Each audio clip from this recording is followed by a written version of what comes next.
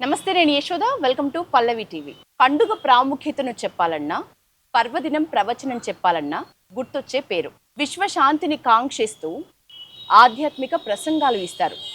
ఆధ్యాత్మికవేత్త, మనందరికీ తెలుసు, డాక్టర్ అనంతలక్ష్మి గారు. ఇవాల్టి మన గెస్ట్. దీపావళి పండుగ సందర్భంగా ప్రత్యేకమైన విషయాల గురించి మేడంతో చర్చిద్దాం. నమస్తే మేడం. నమస్తే. బాగున్నారమ్మా? బాగున్నాను. మీరు ఎలా ఉన్నారు? బాగున్నాను మేడం. దీపావళి పండుగ శుభాకాంక్షలు పల్లవి టీవీ ప్రేక్షకులందరి తరపున మీకు మొదట. అమ్మా, మీకు పల్లవి టీవీ ప్రేక్షకులకు ఎక్కడెక్కడ దీపావళి జరుపుకుంటున్నారో ఆ తెలుగు వాళ్ళందరికీ కూడా దీపావళి శుభాకాంక్షలు. మేడం, దీపావళి అనగానే వరుసగా దీపాలు పెడతాం ఇంట్లో. అవునమ్మా. ఆ దీపం వెలుగు మనకు ఇచ్చే సందేశం అంటే ఏం చెప్పొచ్చు? దీపం జ్యోతి పరబ్రహ్మ, దీపం సర్వతమోపహం, దీపేన సాధ్యతే సర్వం, సంధ్యాదీపం నమోస్తుతే. అంటే దీపము పరబ్రహ్మ స్వరూపము, దీపం వల్ల అన్నీ సాధించబడతాయి. అందువల్ల అది అన్ని రకాల చీకట్లను పోగొడుతుంది గనక నేను సంధ్యాదీపం పెడుతున్నాను అన్నారు. అన్ని రకాల చీకట్లు అంటే ఏమిటి? సూర్యుడు అస్తమిస్తే వచ్చే చీకటి ఒకటే కాదు. అజ్ఞానం, దుఃఖం, బాధ, దిగులు, ఇట్లాంటివన్నీ చీకటే అంటాం కదా. మనకి పనికి రానివి, మనం వద్దనుకునేవి, మనకి దరిదాపుల్లో కూడా రాకూడదు అని వేటిని అనుకుంటామో అవన్నీ చీకట్ల కిందే లెక్క.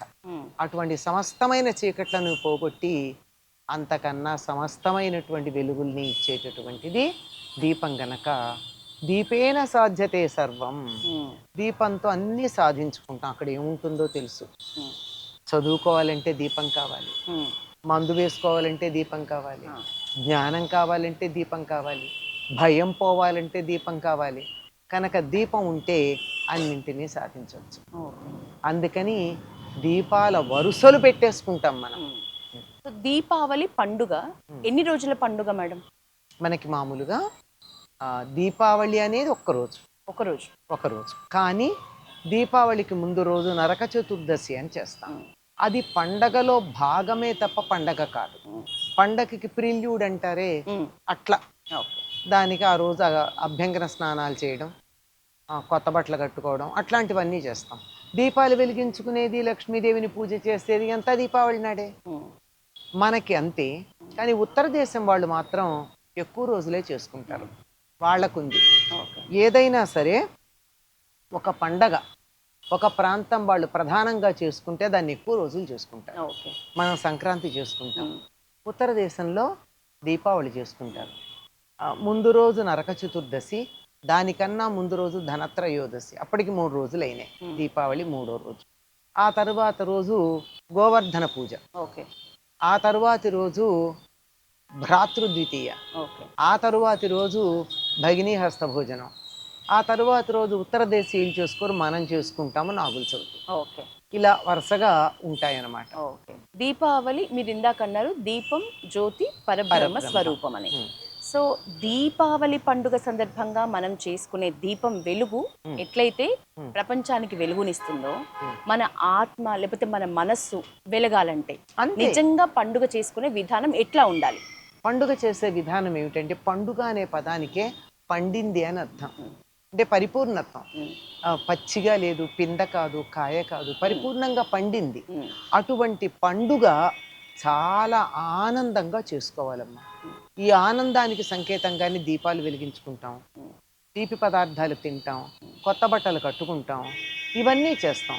ఇంకా మధ్యకాలంలో మొదలైంది, మనం ఇప్పటికీ చేస్తున్నాము, టపాకాయలు కాల్చుకుంటాం. సంతోషంగా ఒకళ్ళకొకళ్ళు మిఠాయిలు పంచుకుంటాం. ఇది ఆనందం. ఇంతకన్నా ఆనందం ఏముంటుందమ్మా? హాయిగా తింటాం, ఆనందంగా ఉంటాం, సమయాన్నంతా సంతోషంగా గడుపుతాం. ఎటువంటి బాధలు, బాధ్యతలు, కోపాలు, తాపాలు లేకుండా సంతోషంగా. దీపావళి సందర్భంగా చాలామంది అంతకుముందున్న కోపతాపాలు, శత్రుత్వాలు వదులుకుని కలిసిపోదామని కూడా నిశ్చయం చేసుకుంటారు. అది ఆనందం, అది అర్థం. దీపావళి లక్ష్మీ అమ్మవారి పూజ జంట పదాలుగా వినిపిస్తాయి మేడం. అవునమ్మా. నిజానికి లక్ష్మీ అమ్మవారు అంటేనే సంపదకు నిలయంగా సంపద ఇచ్చే స్వరూపంగా చూస్తున్నాం కదా. అవునమ్మా. నిజంగా అంతేనా లక్ష్మీ అమ్మవారు అంటే, లేదా ఇతరత్ర వేరే అర్థాలు కూడా ఉన్నాయా ఈ లక్ష్మీ పూజకి సంబంధించి? లక్ష్మి అంటేనే సంపద.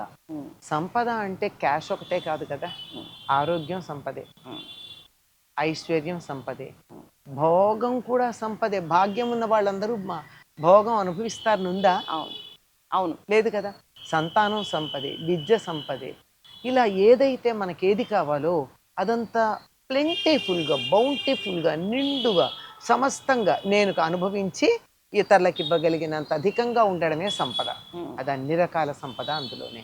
రూపం కూడా సంపదే. ఉమ్, అందమైన రూపం ఉండడం, లక్ష్మిలా ఉందండి అమ్మాయి అంటారు అందంగా ఉంది, అంతే కదా. ఉమ్, అటువంటి అన్నీ కూడా సంపదలే.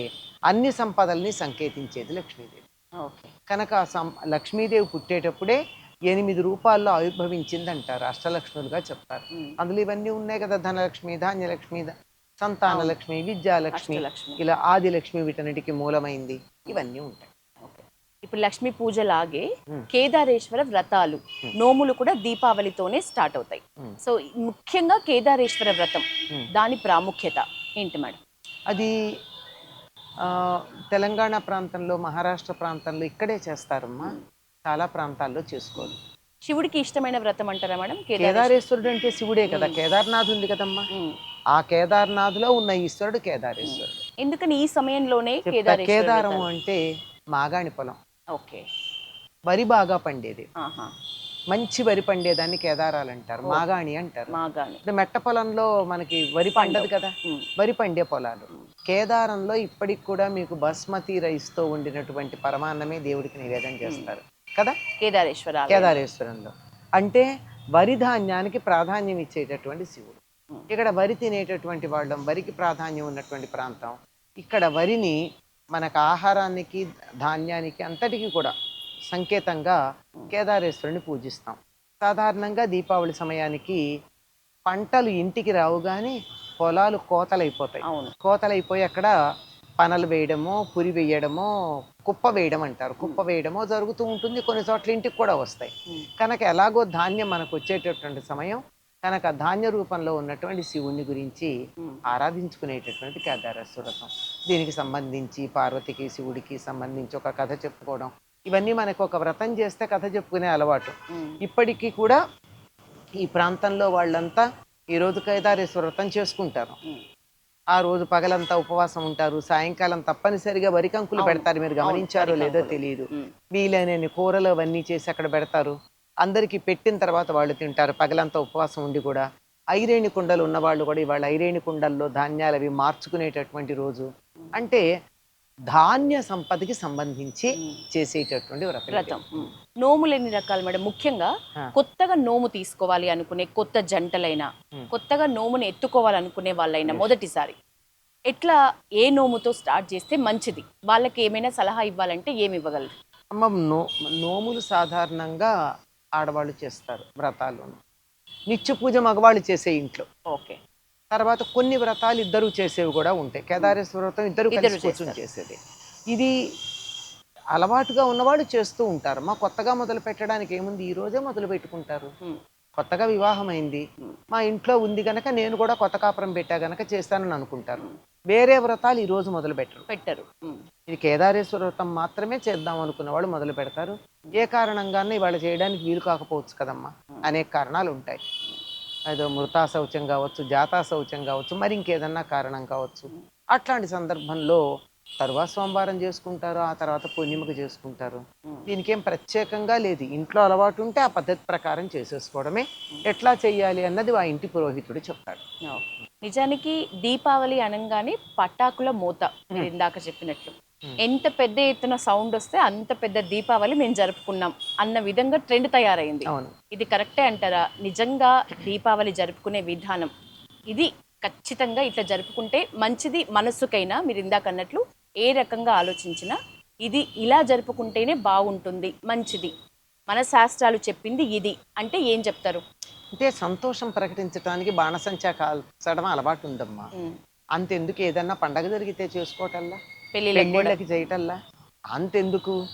వాడు ఎట్లాంటి వాడైనా, ఒక నాయకుడు జైలు నుంచి రిలీజ్ అయితే చేయటల్లా. అంచేత ఆనందాన్ని వ్యక్తపరచుకోవడానికి బాణసంచా కాలుస్తూ ఉంటారు.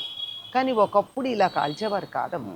ఇది దీపావళి సమయానికి ఇందాక అనుకున్నాం కదా, వరి పొలాలు అవును. పంటలు కోసేస్తారు. అక్కడున్న వరిని ఆశించి ఉండేటటువంటి దోమలు ఉంటాయి. అసలు వరికొచ్చే వ్యాధుల్లోనే ఒక వ్యాధి పేరు తెగులు అంటారు. తెగులు పేరు దోమకాటు. దోమకాటు అంటే దోమల తెగులు. తెగులు. ఆ దోమలు అక్కడ ఉంటాయి. అవన్నీ ఆశ్రయం పోయేటప్పటికి ఇళ్లల్లోకి వస్తూ ఉంటాయి. దానికి తోడు అప్పుడే వానలు అయిపోయి ఉంటాయి. సాధారణంగా దీపావళికి వానలు ఉండవు, అంతకు ముందు అవుతాయి, అప్పుడప్పుడు పడితే పడచ్చు. కనుక నేలంతా చిత తడి చెత్త కుళ్ళి ఉండి దాంట్లోంచి దోమలు బాగా ఉండి, ఆ దోమలు పోగొట్టడానికి నొసమలు ఇంకా చాలా ఉంటాయి చిన్న చిన్నవన్నీ. వాటన్నింటినీ పోగొట్టడానికి ఇప్పుడు చేసే ప్రయత్నం అన్నమాట ఇది. పూర్వం ఏం చేసేవాళ్ళు అంటే, మా చిన్నతనంలో మాకు తెలుసమ్మా, తాటి మట్ట అంటారు, తెలుసు కదా. ఆ తాటి మట్టను మధ్యలోకి చీల్చి అందులో పూల పొట్లం అంతా తయారు చేసేవారు మా పాలేళ్ళు. అంటే తాటి గిలకలు అంటారు. అంటే ఎండిపోయినటువంటి తాటి గెలల తాలూకువి. వాటిని కాల్చి సిద్ధంగా పెట్టేవారు. దాంతో తయారైనటువంటి ఇది ఉంటుందే, బొగ్గు చాలా బాగుంటుంది, చిటచిట్లాడుతుంది. అందుకని దాన్ని తయారు చేసి తాటాకులో కొంచెం కాస్త ఆరిన తాటాకు తీసుకుని, మరీ పచ్చిది కాకుండా, ఆ తాటాకులో వీటిని చుట్టి నిప్పు దానికి అంటించేవారు. అవి దీపాలు కాదు, అది అంటించి తాటి మట్ట మధ్య ఈ పొట్లం పెట్టేవారు, పూల పొట్లం అని. ఇది పట్టుకుని ఊరంతా తిరిగేవారు. ఇది లోపల కొంచెంగా సాంబ్రాణి, తర్వాత గుగ్గిలం ఇట్లాంటివన్నీ వేసేవారు. పొగ వచ్చేది, చిటచిట్లాడేది, దోమలన్నీ పోయేవి. ఊళ్ళో ఉన్నటువంటి అందరూ కూడా వాళ్ళ పాలేళ్ల చేత ఈ రకంగా ఈ తాటి మట్టలు తిప్పిస్తే ఊళ్ళోకి దోమలు రావు. ఇట్లా ఉండేవి. ఇళ్లల్లో కూడా దీపాలు పెట్టేవారు, చిన్న చిన్న టపాకాయలు కాల్చేవారు. ఇంత ఆర్భాటం ఉండేది కదా, మా చిన్నతనంలో ఉండేది కాదు. పైగా ఇంట్లో తయారు చేసుకునేవాళ్ళం మేము. కాకర పువ్వొత్తులు ఒకటే కొనేవాళ్ళు, ఈ మతాబాలు బరాటాలు అంతా చేసేవాళ్ళం. దాంతో ఆ బరాటాల్లో ఫాస్ఫరస్ చాలా ఉంటుంది, దానివల్ల మెగ్నీషియం కూడా ఉంటుంది. దానివల్ల విపరీతమైన వెలుగు రావడం, అంతేకాకుండా పురుగులన్నీ టపటపా చచ్చిపోవడం. దానివల్ల పర్యావరణానికి హాని కూడా లేదు. సల్ఫర్ ఎప్పుడు పెడతామో అప్పుడు పర్యావరణంలో కొంచెం ఇబ్బంది కలుగుతుంది. మిగిలినటువంటి కొన్ని రసాయనాలు పర్యావరణానికి హాని కలిగించే ఉంటాయి, కొన్ని రసాయనాలు పర్యావరణానికి హాని కలిగించే అట్లా ఉండేవి. రాను ఈ పాము బిళ్ళలు వాడతారు, పొగ రావటం కాదు, అది చాలా డేంజర్. పాము బిళ్ళలు చాలా మంది ఇష్టంగా నిజానికి అన్నిటికంటే పాము బిళ్ళలు పిల్లలు పెద్ద కష్టపడక్కర్లా, వెలిగిస్తే చాలా వాళ్ళు చూస్తూ ఉండగా ఇట్లా లేస్తుంది. కానీ దాని నుంచి వచ్చేటటువంటి మసి గాని పొగ గాని చాలా భయంకరం. మెగ్నీషియం తీగలు వాడేవాళ్ళు, బ్రహ్మాండమైన వెలుగు వచ్చేది. ఆ వచ్చేటటువంటి భస్మాన్ని అట్టే పెట్టేవారు, ఆ తర్వాత మందులకు వాడేవారు. అంత మంచిగా ఉండేవి టపాకాయలు కాల్చుకోవడం గానీ ఏదైనా. సో మీరు ఏకీభవిస్తారా మేడం? ఇప్పుడు పర్యావరణవేత్తలు దీపావళి సందర్భంగా పక్షులు చనిపోతున్నాయనో, కాలుష్యం ఎక్కువ అవుతుందనో, అసలు ఇదంతా ఒక ఆర్భాటం, ఇంత హడావిడి అవసరమే లేదు పండుగకి అని అంటారు కదా, దాంతో మీరు ఏకీభవిస్తారా? అంటే నిజానికి అవసరం లేదు, కానీ చెప్పే వాళ్ళ మాట మాత్రం సరైంది కాదు. ఎందుకంటే ఇక్కడ మాన్పిస్తాం, ఇందాక నేను చెప్పిన సందర్భాల్లో టపాకాయలు మార్పించండి, బాణసంచ మార్పిస్తారా? కాలుష్యం దేనివల్ల ఎక్కువ వస్తుంది? ఢిల్లీలో కాలుష్యం అంతా వెహికల్స్ కన్నా ఎక్కువ, వెహికల్స్ కూడా తక్కువ. అక్కడుండే పొగ కాలుష్యం దేనివల్ల తెలుసా? పక్కన ఉన్నటువంటి పంజాబ్లో గోధుమ గడ్డి వరి గడ్డి కాల్చటం వల్ల వచ్చేది ఎక్కువ. అది మాన్పించండి, ఆ గడ్డి తీసుకెళ్లి ఆవులకు వేసి ఏర్పాటు చెయ్యండి, ఆవులు బతుకుతాయి, పర్యావరణం బాగుంటుంది. అది చెయ్యరు,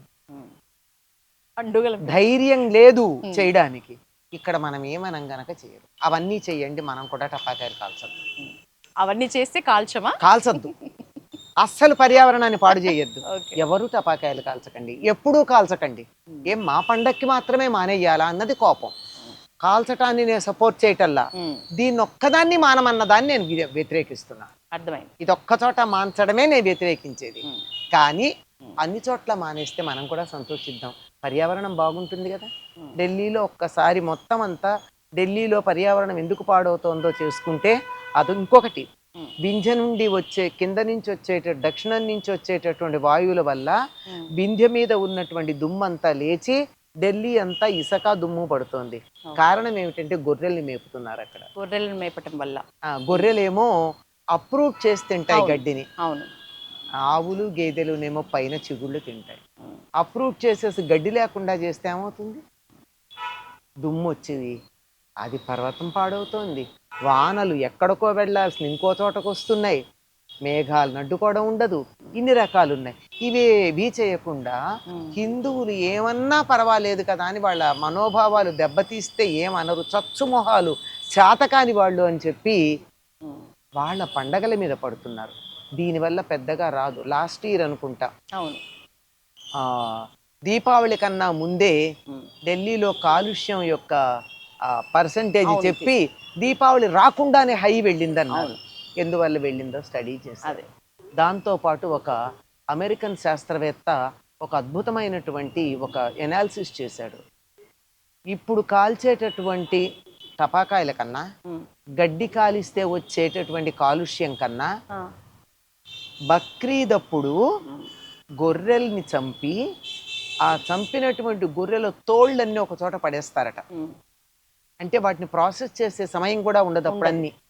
వాటి వల్ల వచ్చేటటువంటి కాలుష్యం వీటన్నిటికన్నా ఎన్నో రెట్లు ఎక్కువ అని నేను చెప్పిన మాట కాదు, మనవాళ్ళు చెప్పిన మాట కాదు, ఒక అమెరికన్ శాస్త్రవేత్త, పర్యావరణ శాస్త్రవేత్త చెప్పినటువంటి మాట. వీటన్నిటి గురించి మనం ఆలోచించి మనం కూడా టపాకాయలు మానేది.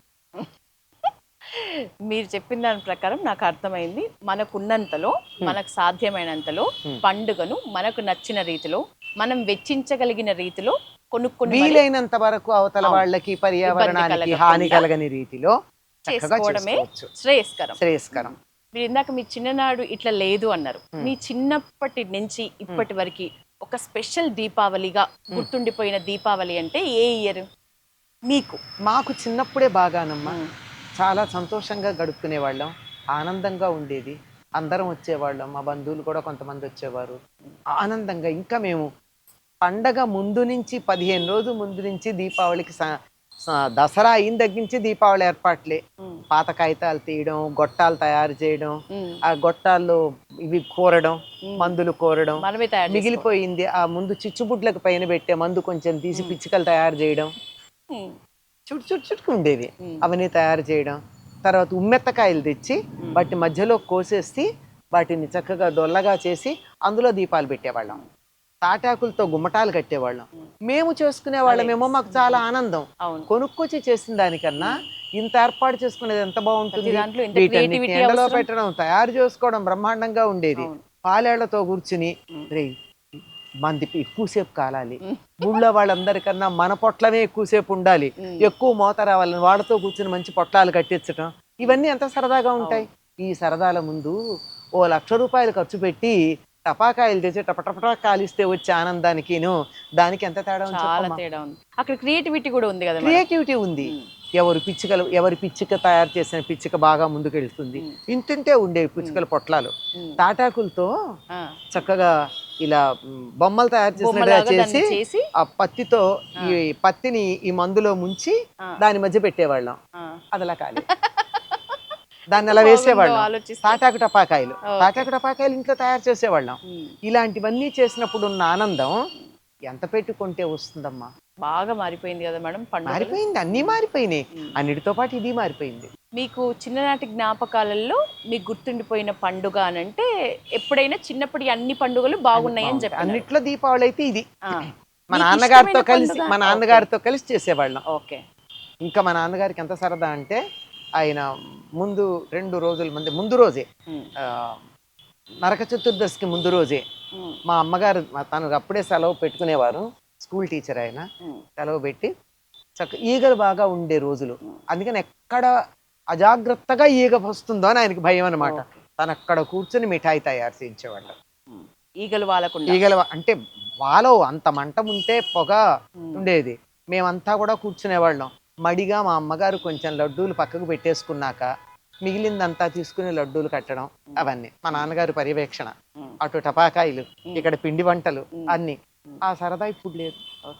ఏది ఎక్కువ ఎంజాయ్ చేసేవాళ్ళు మీ చిన్నతనంలో? అంటే ఉమ్. టపాకాయలు కాల్చటమా, లేకపోతే ఇంట్లో మీరు అన్నట్టు ఇవి ప్రిపేర్ చేసుకోవటమా, లేకపోతే దీపాలు పెట్టటమా, రెడీ అవ్వటమా? ఒక దీపాలు అమ్మాయిగా పెట్టడం అమ్మ ఎక్కువ బాగా చేసేవారు. ఓకే. మేము సహాయం చేసేవాళ్ళం అంతే.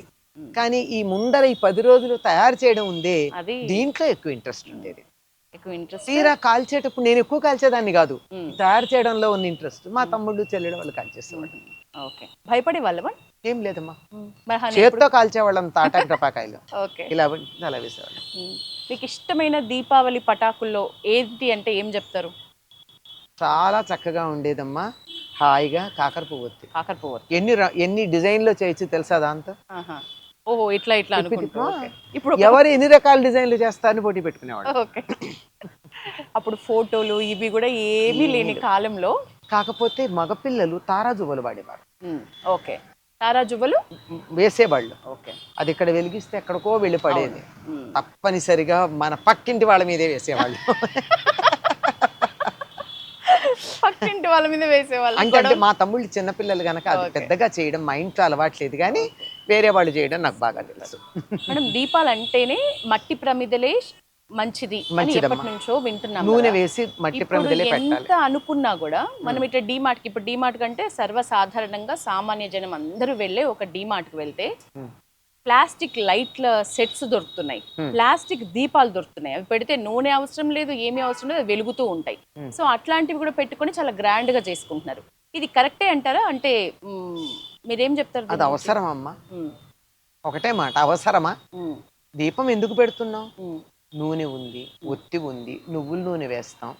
నువ్వుల నూనెలో ఈ నెలంతా కూడా నేను ఉంటాను అని లక్ష్మీదేవి వాగ్దానం చేసింది. అందుకు నువ్వుల నూనె వాడాలి. అందుకని నువ్వుల నూనె పెడితే లక్ష్మీదేవి ఉంటుంది. ఆవిడ వచ్చి ఉంటానని చెప్పింది అదే. ఆవిడ దీపాలు పెట్టిన తర్వాత ఆవిడ వాహనం గుడ్లగూబ గనక దీపాలు పెట్టాక మాత్రమే గుడ్లగూబ కదలగలదు, పగలు కనపడదు కదా. అవును. అప్పుడు ఆవిడ విహారానికి వస్తుంది. విహారానికి వచ్చినప్పుడు ఏ ఇంట్లో ఏ ఇంటి ముందు దీపాలు ఉన్నాయో ఆ ఇంటికి వస్తుంది. ప్లాస్టిక్ దీపాలా కాదుగా పెట్టుకుంటాం అంతే. అంతే. మట్టి ప్రమిదలే వాడాలమ్మా. ఎందుకంటే రేపు పొద్దున మట్టిలో కలుస్తాయి, వాతావరణ కాలుష్యం ఉండదు. ఇన్ని కబుర్లు చెప్పేవాళ్ళు ప్లాస్టిక్ ప్రమిదల గురించి ఎందుకు మాట్లాడరమ్మా? పర్యావరణం గురించి మాట్లాడేవాళ్ళు. కరెక్ట్ చెప్పినారు. మాట్లాడాలి కదా. అవును, నిజమే కదా. అది ఎందుకు మాట్లాడరు? ప్లాస్టిక్ ప్రమిదలు వద్దని చెప్పలేరా? అది ఎవ్వరి నోటితో ఇంతవరకు మాట్లాడగానే వినలా. ప్లాస్టిక్ ప్రమిదలు వాడొద్దు అని. అది నీళ్లతో దీపం వెలిగిస్తామన్నారు. నేను నిజంగా ఆశ్చర్యపోయి ఏమిటని చూసా. బ్యాటరీ నీళ్ల మీద తేలుతూ ఉంటుంది, నూనె ఎక్కర్లేదన్నారు. బ్యాటరీ వాడుతున్నాగా, ఏదైతే అది ఇంకా డేంజర్ కదా నూనె కన్నా. బ్యాటరీలో ఉండేది ఇంతో అంతో లెడ్డో ఎట్సెట్రాలు ఉంటాయి కదా, ఏవో ఫలానా నేను చెప్పలేను రసాయనాలు ఉంటాయి కదా. దానికన్నా నువ్వుల నూనె బెటర్ కదా. నువ్వుల నూనెతో వెలిగించే దీపాలే శ్రేయస్కరం అన్నప్పుడు అది మంచిదమ్మా, మంచిది. ఎందుకంటే నువ్వుల నూనెతో దీపం వెలిగించినప్పుడు అందులోంచి వచ్చేటటువంటి పొగ కొలెస్ట్రాల్ తగ్గిస్తుంది, మనం దగ్గరగా గుండి కనుక పీల్చినట్టయితే. అందుకని ఆ దీపాలు వెలిగించి బోల్డ్ సేపు దాని దగ్గర మళ్ళీ దీపం వెలిగించటం, కింద కారిపోతోందని ఒత్తి పైకి తోయడం, మళ్ళీ నూనెలు వేయడం, ఇవన్నీ చేస్తూ ఉంటాం. తర్వాత నెలంతా కూడా పొద్దున పూట దీపాలు వెలిగిస్తాం, సాయంకాలం దీపాలు వెలిగిస్తాం. ఆ వెలిగించే కాసేపు అక్కడ కూర్చుంటాం కదా, తులసి దగ్గర పూజ చేసినప్పుడు ఎప్పుడో, చాలు, కొలెస్ట్రాల్ రాదు. ఆశ్వయుజ బహుళ చతుర్దశి దీపావళి నుంచి మొదలుపెట్టిన ఈ దీపాలు కార్తీక మాసం వరకు నిర్విరామంగా పెడుతూ ఉంటాం. దీపాల వెలుగుకు కానీ ఈ దీపాల పండుగలో విశిష్టత గురించి మాట్లాడుకుంటే రెండింటికి వేర్వేరు అర్థాలు కానీ పరమార్థాలు కానీ, ఇప్పుడు కార్తీక దీపాలకి దీపావళి రోజు పండుగ రోజు వెలిగించే దీపావళికి కూడా తేడా ఉంటుందా మేడం? దీపావళి నాడు ఆనందోత్సాహాలతో వెలిగించుకుంటామమ్మా. కార్తీక మాసం అంతా వాతావరణంలో వేడి కలిగించడం కోసం వెలిగించుకుంటాం. ఎందుకంటే ఈ ఋతువంతా కూడా చలి. అవును. మొత్తం అంతా కూడా సూర్యుడికి భూమి చాలా దూరంగా ఉండే రోజులు. పగలు తక్కువ ఉంటుంది, రాత్రి ఎక్కువ ఉంటుంది కార్తీక మాసం అంతా. అవి ఇప్పుడు ఏమవుతుంది, సూర్యకాంతి తక్కువ ఉంటుంది, వేడి కూడా తక్కువ ఉంటుంది. అందుకని ఈ దీపాలు వెలిగించినట్టే ఈ నెలంతా అది చక్కగా సరిపోతుంది అని చెప్పి ఉదయం సాయంత్రం వెలిగిస్తాం మనం. ఆ వెలిగించినందువల్ల ఏం జరుగుతుందంటే తెల్లవారుదాములు లేస్తాం, రాత్రంతా చలిగా ఉంటుంది, రఘు కప్పుకుని పడుకుంటాం. అవునా? అవును, రఘు కప్పుకునే పడుకుంటాం కదా. బయటకు వచ్చేప్పటికి చలి, ఈ చలికి ఈ లోపల రగ్గు కప్పుకున్న దానికి ఈ కాంట్రాస్ట్కి పైన ఒళ్ళు పగులుతుంది. ఒళ్ళు పగిలేది కనపడుతుంది కానీ లోపల రక్తనాళాలు చిట్లింది కనపడదు. ఓకే. అవన్నీ తేడా రాకుండా ఉండడానికి గోరువెచ్చని నీళ్ళతో స్నానం చేయడం. గోరువెచ్చందంటే మనకి ఇక్కడ కాచుకుంటాం కానీ పల్లెటూళ్ళల్లో నదిలో కానీ చెరువులో కానీ నూతి నీళ్ళతో కానీ చేస్తే సరిగ్గా మన బాడీ టెంపరేచర్ అంత ఉంటాయి ఆ నీళ్లు. వాటితో స్నానం చేయడం వల్ల మనం బయట వాతావరణానికి నెమ్మదిగా అలవాటు పడతాం గనక తెల్లారుజామున అటువంటి నీళ్లతో స్నానం చేసిన వాళ్ళకి క్రీములు రాసుకోవాల్సిన అవసరం లేకుండా ఒళ్ళు పగలకుండా ఉంటుంది. కావాలంటే నది కాదు ఇంట్లో కూడా చేయొచ్చు. ఇంట్లో ఎట్లా చేస్తాం? సరిగ్గా నదిలో స్నానం చేస్తే అంత వేడి ఉంటుందో అంత వేడి నీళ్ళే పోసుకోవాలి. కానీ మనకేమో ఇంట్లో చాలా వేడివేడిగా పోసుకుంటే ఎంత బాగుందో అనిపిస్తుంది. అట్లా అనుకుంటే ఒళ్ళు పగులుతుంది. అట్లా కాకుండా సూర్యోదయానికన్నా ముందు గోరువెచ్చని నీళ్ళతో గనక స్నానం చేసినట్టయితే ఒంటికి క్రీములు రాసుకునే పని లేదు. అంత సున్నితంగా అంత హాయిగా కూడా ఉంటుంది. అందుకే అప్పుడు చేయమని చెప్తారు. దీపాలలో కూడా అర్థం అదే. అందుకే అలా చేసి దీపాలు పెట్టినట్టు ఇంట్లో అంతా కూడా ఏమవుతుంది, అందరూ లేచి చేయలేరు కదా. ఇంట్లో దీపం పెడితే నువ్వుల నూనె నుండి వచ్చేటటువంటి పొగ గాలి ఏదైతే ఉందో అది ఇంట్లో వాళ్ళందరికీ కూడా ఆరోగ్యాన్ని కలిగిస్తుంది. అది మంచి నువ్వుల నూనె అయితే సుమా దొరుకుతుందంటారా మేడం? ఎందుకు దొరకదమ్మా? మనం కిలో నువ్వుల కన్నా కిలో నువ్వుల నూనె చవకగా దొరుకుతుందంటే అర్థం ఏమిటి? అర్థం చేసుకుని ఎక్కడైతే గానుగ దగ్గర కొంచెం ఖరీదు ఎక్కువైనా తెచ్చుకుంటే ఆ నువ్వుల నూనె మంచిది. అందులో దీపం పెట్టడానికి నల్ల నువ్వుల నూనె తెచ్చుకుంటే ఇంకా మంచిది. మనం తినడానికి నువ్వు పప్పు నూనె తెచ్చుకుంటాం, వెలిగించడానికి నల్ల నువ్వులు, ఒంటికి రాచుకోవడానికి మోకాళ్ళ నొప్పులు ఉంటే మోకాళ్ళకు రాచుకోవడానికి నల్ల నువ్వుల నూనె మంచిది. అది మోకాళ్ళ నొప్పులు ఉన్నాయనుకోండి, ఒక 2 నెలల పాటు ప్రతిరోజు రాత్రి పడుకోబోయే ముందు నల్ల నువ్వుల నూనె క్లాక్ వైజ్ డైరెక్షన్లో కాలికి గట్టిగా కాకుండా పైన మర్దన చేసి వెంటనే దాని మీద ఒక రగ్గు కానీ టర్కీ స్టవ్లు కానీ 5-6 మడతలు పెట్టుకున్న దుప్పటి కానీ కప్పి ఫ్యాను ఏసీ వేసుకోకుండా కూర్చుంటే 2 నెలల్లో మోకాళ్ళ నొప్పులు తగ్గుతాయి. ఎంత మంచి హెల్త్ టిప్ మేడం. నువ్వుల నూనెకున్న ప్రాధాన్యం అది. అటువంటి నువ్వుల నూనె నుండి వచ్చేటటువంటి గాలి పొగ ఇంట్లో వాళ్ళకి నొప్పులు రాకముందు గాలి పీలిస్తే సరిపోయింది. ఆరోగ్యానికి ఎంత మేలు. ప్రతి దాని వెనకాల ఆరోగ్య సూత్రం లేకుండా మన వాళ్ళ పద్ధతి చెప్పలేదు. ప్రతి పండగలోనూ ఆరోగ్యం ఉంది, పర్యావరణం ఉంది, ఖగోళ శాస్త్రం ఉంది, అన్నీ ఉన్నాయి, సామాజిక స్పృహ ఉంది. మేడం ఇప్పుడు ఇందాక మీరు చెప్పినట్లు నువ్వుల నూనెతో వెలిగిస్తే మంచిది అని, అట్లనే దీపావళి రోజు తప్పకుండా చేయాల్సిన మంచి పనులు అంటే ఏం చెప్తారు? పండుగ నాడు తప్పకుండా పాటించాల్సిన నియమాలైనా అంటే చిన్న పిల్లలు చెయ్యరు కానీ అమ్మ, పెద్దవాళ్ళు నరక చతుర్దశి నాడు తలంటి పోసుకున్నాక ఇంట్లో పెద్దవాళ్ళు ఉంటే యముడికి తర్పణాలు ఇస్తారు. ఓకే. దీపావళి నాడు కూడా అమావాస్య గనక అది పితృదేవతలకు సంబంధించిన తిథి గనక ఆనాడు కూడా తర్పణాలు ఇస్తారు. ఓకే. అందుకే సాధారణంగా అంటారు కదా పితృదీపాలు, తర్పణాలు యమదీపాలు అని చెప్పి ధనత్రయోదశి నాడు సాయంకాలమే పెడతారు. యమదీపాలు అంటే యముడికి సంబంధించి ఇవి పెట్టినప్పుడు అందుకే చాలా మంది దీపావళి నాడు కొత్త బట్టలు కట్టుకోరు, పితృదేవతలను ఆరాధిస్తాం కదా, అందుకని నరక చతుర్దశి రోజున కట్టేస్తారు. దీపావళి రోజు కట్టుకోరు కొంతమంది, అందరూ కాదమ్మా. కొంతమందికి నువ్వు తుమ్మితే నా ముక్కు ఊడిపోతుందని భయం ఉంటుంది కొంతమందికి. అట్లాంటి వాళ్ళు పాటిస్తారు. మనకేం సంబంధం లేదు.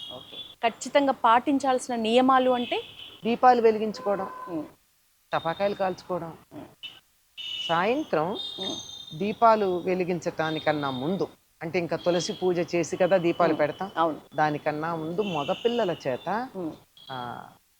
ఇవి కొట్టిస్తారు. దిబ్బు దిబ్బు దీపావళి మళ్ళీ వచ్చే నాగుల చవితి అని చెప్పి అది కొట్టిస్తారు. అది కూడా తప్పనిసరిగా చేసి అది కొట్టిన తర్వాత వచ్చి ఆ తర్వాత కాళ్ళు చేతులు కడుక్కుని మండుతున్న నిప్పుల మీద సాంబ్రాణి కానీ ఇది కానీ వేసి గుగ్గిలం కానీ వేసి అప్పుడు మిఠాయి తిని అప్పుడు దీపాలు పెట్టుకుని టపాకాయలు కాల్చుకుంటారు. ఆ కొట్టించే విధానం మేడం అబ్బాయిల చేత ఏం లేదు, గోగు పుల్లలు ఉంటాయి కదా, గోగు ఇప్పుడే గోగు పంట వస్తుంది మనకి. ఓకే. ఆ గోగు పుల్లలకి పెద్ద పెద్ద ఇది కడతారు, పొత్తులు. అవి వెలిగిస్తారు నూనెలో ఉంచి. అవి వెలిగించి దక్షిణపు దిక్కుగా తిప్పి వాళ్ళ చేత కొట్టిస్తారు. అది చాలా ఏళ్ళ అది నుంచి వస్తున్న ఒక ఆచారం అనొచ్చా? ఎందుకంటే పితృదేవతలకి ప్రధానమైనటువంటిది ఇది. ఒక రకంగా పితృదేవతారాధన దీపావళి. దక్షిణాయనంలో మధ్యలో వస్తుంది కనుక పితృదేవతలు దక్షిణ దిక్కుకుంటారు. వాళ్ళని చూసి వాళ్ళకి సంతోషం కలిగేటట్టుగా అది కొట్టి అప్పుడు వచ్చి పితృదేవతారాధన గనక వచ్చి కాళ్ళు చేతులు కడుక్కుంటారు. సాధారణంగా పితృదేవతలను ఆరాధించేది మగపిల్లలే గనక మగపిల్లలతో కొట్టిస్తారు, ఆడపిల్లలు కొట్టరు సాధారణంగా. ఓకే మేడం, దీపావళికి సంబంధించి చాలా కథలు ప్రచారంలో ఉన్నాయి. అవునమ్మా. మనకు అపజయం మీద విజయంగాను, లేకపోతే ఓవరాల్గా చాలా అర్థాలతో చూస్తూ ఉంటున్నాం.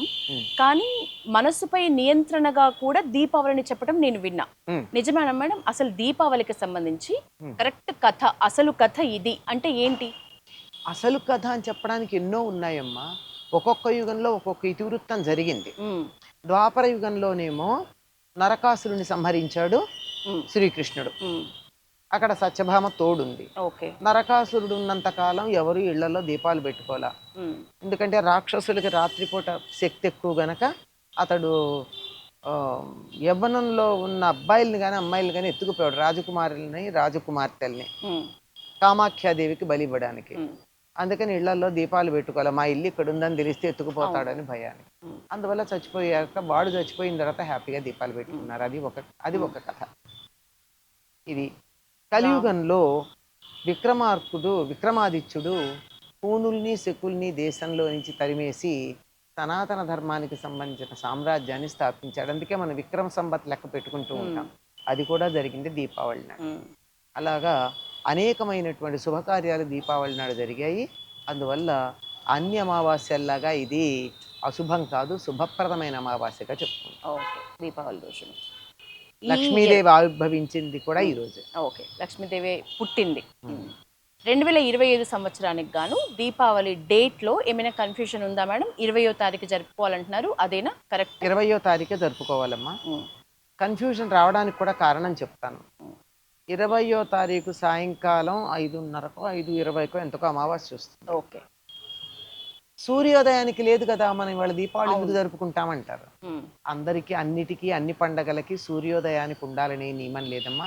ఒక్కొక్క పండగ జరుపుకునేటప్పుడు ఒక్కొక్క తిథికి ప్రాధాన్యం ఎక్కడ ఉన్నది అనేది ప్రాధాన్యం ఉంటుంది. సంకల్పం చెప్పుకోవడం అంటే ఒకవేళ పూజ చేస్తూ సంకల్పం చెప్పుకుంటే మాత్రం ఆశ్వయుజ కృష్ణ చతుర్దశి అని చెప్పుకునే తత్కాల అమావాస్య అని చెప్పుకుని పూజ చేసుకుంటాం. మర్నాడే అమావాస్య చెప్పుకుంటాం.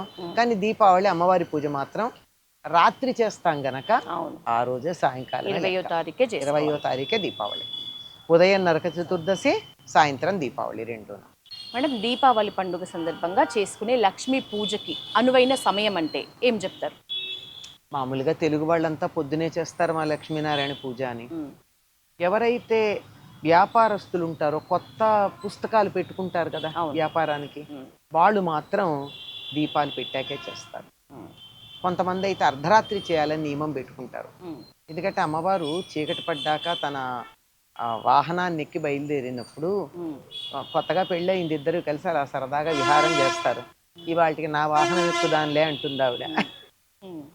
మిగిలిన సందర్భాల్లో గరుడ వాహనం ఎక్కినా ఇవాళ మాత్రం తన వాహనం ఎక్కి బయలుదేరుతుంది కదా గుడ్లగూబ. అందుకని సాయంకాలం బయలుదేరుతుంది. మేము మన ఇంటికి వెంటనే వస్తుందో కొంచెం ఆలస్యంగా వస్తుందో ఎవరికి తెలుసు. అందుకని అర్ధరాత్రి దాకా ఇంట్లో దీపాలు ఉంచుకుంటారు. సాయంకాలం అంతా కూడా ఏ సమయంలోనైనా పూజ చేసుకోవచ్చు.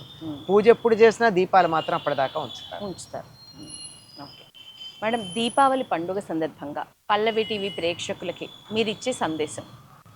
ఈ దీపావళి అందరికీ దివ్య దీపావళి కావాలని, బాహ్యమైనటువంటి చీకట్లే కాక మనసులో ఉండేటటువంటి అజ్ఞానం, అవిద్య, దుఃఖం, విచారం, బాధ మొదలైనటువంటి చీకట్లన్నీ పోయి విజ్ఞానం, జ్ఞానం, విద్య, సంతోషం, సుఖం, ఆనందం ఇవన్నీ కలగాలని ఆ దీపం జ్యోతి పరంబ్రహ్మ అని సాక్షాత్తు లక్ష్మీదేవి స్వరూపమైన ఆ దీపాన్ని వెలిగిస్తూ ప్రార్థించుకుందాం. అందరూ అటువంటి వెలుగులమయ లోకంలో మనం ఉందాం. Thank you so much madam. Deepavali పండుగ సందర్భంగా మేము పల్లవి టీవీ ప్రేక్షకుల కోసం ఈరోజు మీతో ఇంత మంచి విషయాలు మాట్లాడడం నిజంగా మనస్ఫూర్తిగా చాలా సంతోషంగా ఉంది. నాకు కూడా సంతోషం అమ్మా.